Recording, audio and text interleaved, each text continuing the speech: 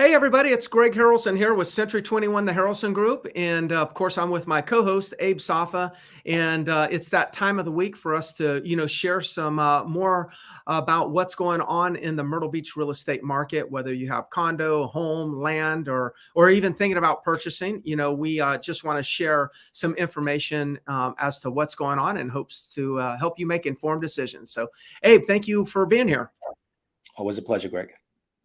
Good. Well, hey, as always, we need to dive into some numbers, and it's May, so we're probably able to see some numbers from April and whatnot. Why don't you go ahead and give us a brief summary of what's going on with the market, and then I think we're also going to talk about what's going on with the condo market if things are about ready to change. So, but let's talk about homes and condos and data.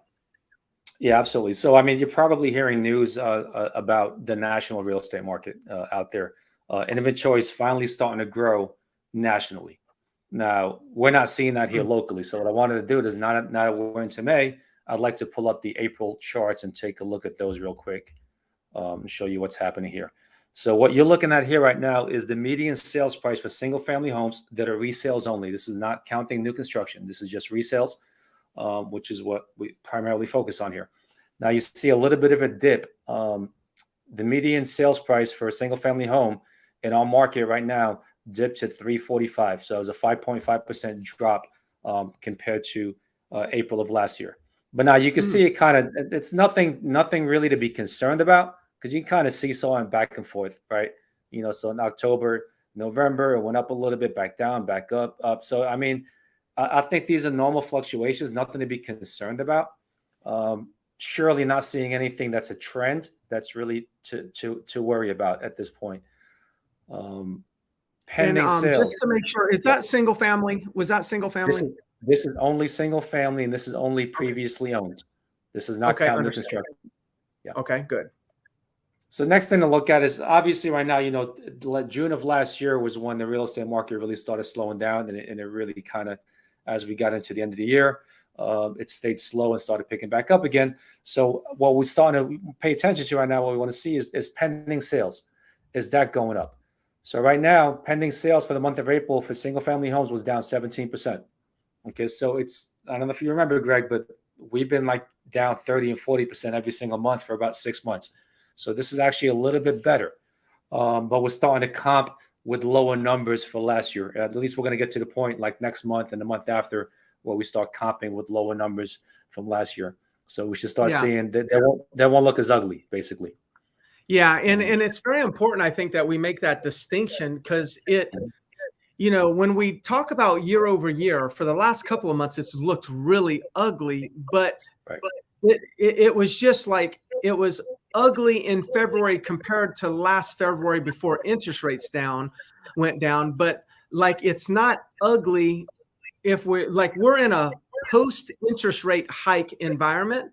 And when we compare post interest rate hike months to other post interest rate hike months, then the numbers don't look that bad.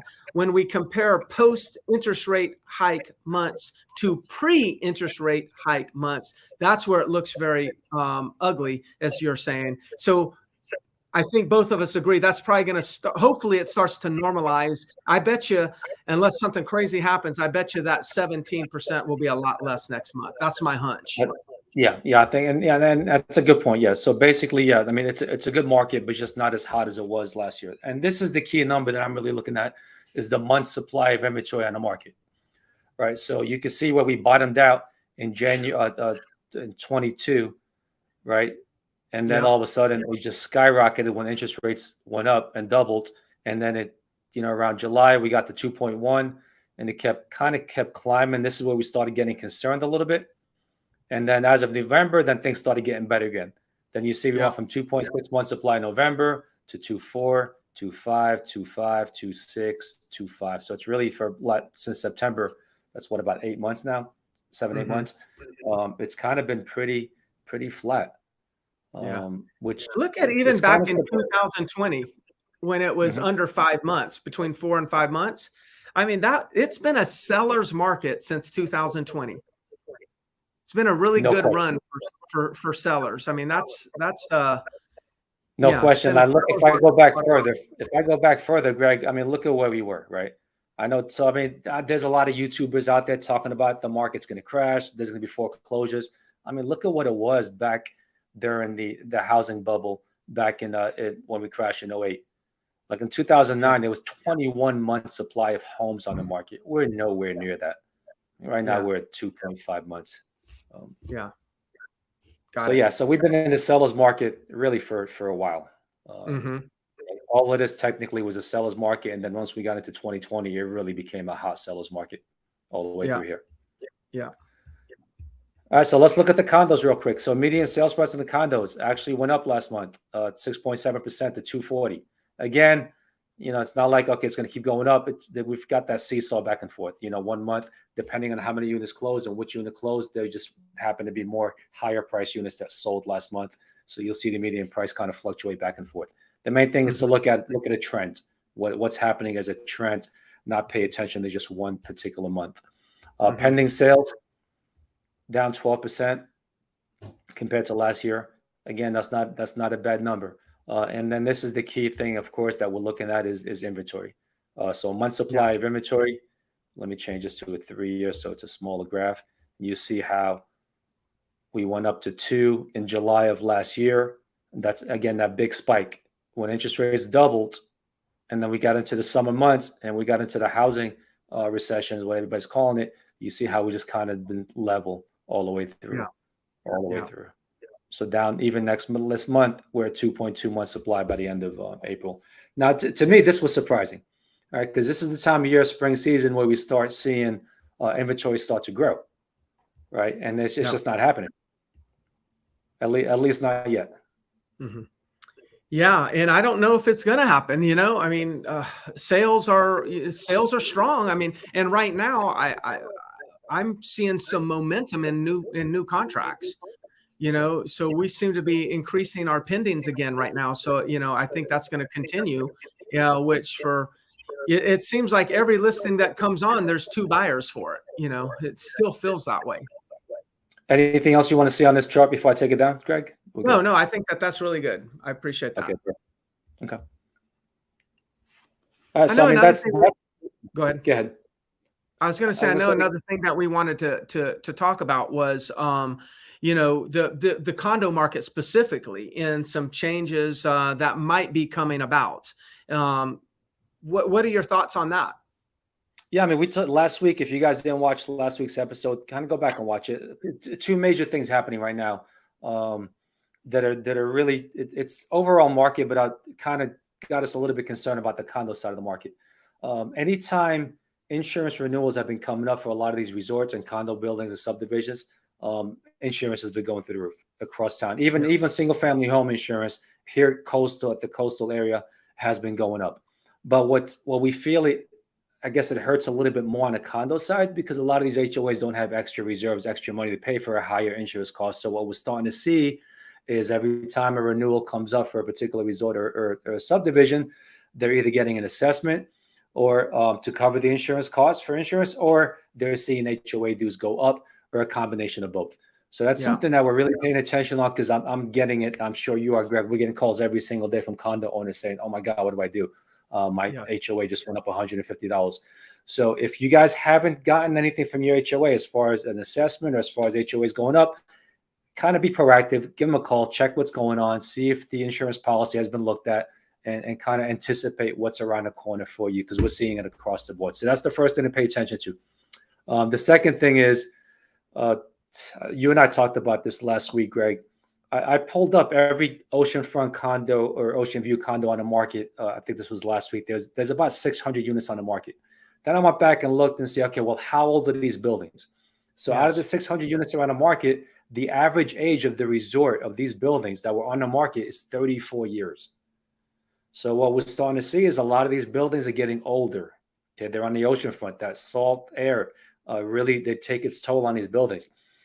So a lot of these buildings are coming up due or way past due for some renovations, for some remodeling and things like that. And some of the units also as well. We're starting to see, this is still very early in the stages, but we're starting to see some resorts send out proposals for upgrades. And the concern is this, the concern is these upgrades are like pretty sizable in dollar amounts. Yeah, like Um, $30,000 for a unit, yeah, or more. I've seen it as high as $90,000, right? So I mean, I've Wow. seen I've one seen that bedroom one. units asking $40,000 and $50,000 for these upgrades. Yeah. Now, in most cases, they've been optional. Okay, it's not mandatory, it's not an assessment, but there's also some cases where the building itself or the common areas needed some work, and there's been some assessments. All right, so this is another area that we're really paying close attention to. And again, if you haven't spoken to your HOA recently, give them a call. If you haven't talked to your property manager, especially on site in some of these condo hotels, give them a call and say, okay, are we seeing anything happening? Just to kind of be aware of what could be around the corner for you. Those are the two main areas, Greg, that I think we should be paying close attention to right now. Yeah, and I think what's happening, Abe, with you and I is because we talk to so many condo owners and homeowners. We're just hearing the conversation more and more. Condo owners are getting frustrated with this, and what's interesting is it's the HOA is the one that you have to deal with the insurance, and it's your rental company or rental manager that you have to deal with when it comes to their request on you upgrading the units. Now, one of the things that I just want to I'm not going to say whether this is good or bad. I'll just say be aware that a lot of these rental companies are saying, "Hey, look, you need to do your, upgrade your unit. It's going to be 40,000." And then in your mind, you're probably saying, "There's no way I can afford that." So then what they do is say, "Well, how about this? We'll finance it." So they'll put all that money into it, and then they'll have you finance it for say 7 years, 5 to 7 years.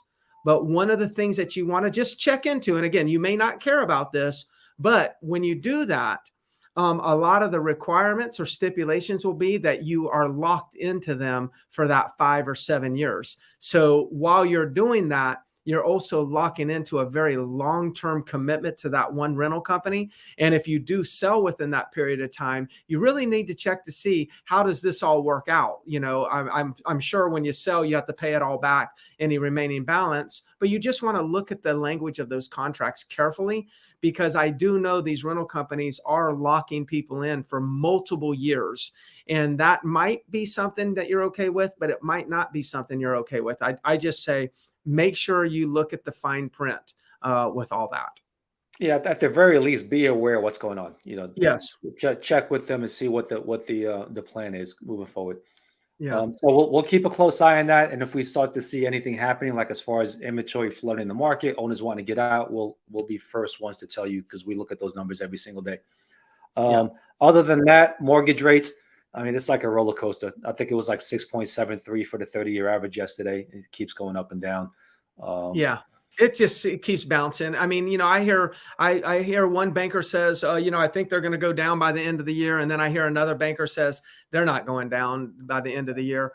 So who knows? I mean, we're just going to keep our eyes on it. I will say that the new buyers that are coming into the market are not necessarily complaining about interest rate, because they've already been hearing about the interest rate for the last year, and they're still coming into the market looking at properties, knowing the interest rate environment as it is right now. Usually the people that are complaining about the interest rate today are going to be people that want to sell and buy something else. But the owner of the property says, I'm not going to sell my 3% mortgage to go get a 6.5% mortgage. So I hear it more from sellers who want to be buyers complaining about interest rates than I do just the actual buyers moving into this area. Yeah, and I think people have adapted. People have gotten used to it. Yeah. It's been over a year now, and there's still roughly a quarter of all buyers out there are cash buyers anyway. Somewhere between 24 and 28% of all buyers are cash anyway.